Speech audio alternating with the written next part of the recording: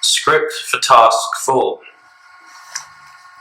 don't say script. What?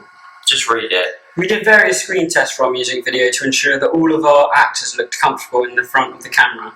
Furthermore, we wanted actors with a specific look, such as the artiste Kelly.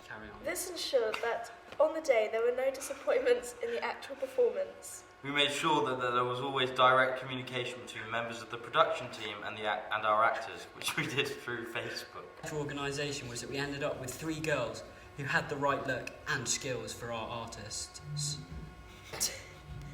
During the production of my A2 pop video, we had an iPad on set, which acted as a digital clapperboard. This was extremely useful as it made our jobs in the edit suite much easier because it meant that we were able to sync all our performance footage from the rush bins onto the timeline using the audio cue from the clapperboard, which enabled me to create a complex cut of the music video. Furthermore, we had a playback monitor in the form of a plasma screen television. We used 2 different cameras, a Sony NX5 for the hand shots because it is light and easy to manoeuvre around the set. We used a Sony FS100 with a prime lens for the rooted tripod shots when the composition was important.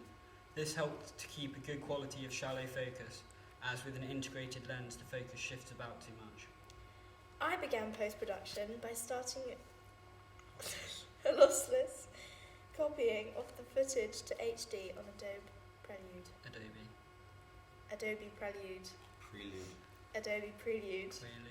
Then I began to sort all of the rushes into a single bin on Adobe Premiere. Once this was completed, I worked onto the timeline, syncing all of the shots to the clapperboard, so cutting the shot with the razor blade would not ruin the lip sync. This left us with plenty of different layers, all in sync to the track. We used the razor blade tool to cut into each layer on the beat, using markers so as to show me where the cutting point was. Having done this, I was able to drop the best cuts from each one on top of the main performance cut. I created the text animation when we made the text layer and began to front scale. We chose the font from dafont.com. To do this, the keyframe would start at 0% and end at 100%, causing the font to grow as the computer acts as the in-betweeners. We needed to use the select tool in order for the animation not to be blocked by a moving arm. This masked it out by drawing a line around the object and then cut it out. I had to chroma key, animate text and change in the aspect ratio. I used Adobe After Effects to do it all, and it began with myself exporting all desired footage into the program. Chroma keying with the green screen meant matting everything out, then it was easy to replace the black with a still image. We worked on colour with Lumetri Colour Engine, which works inside Premiere. This let us control the amount that specific colours feature.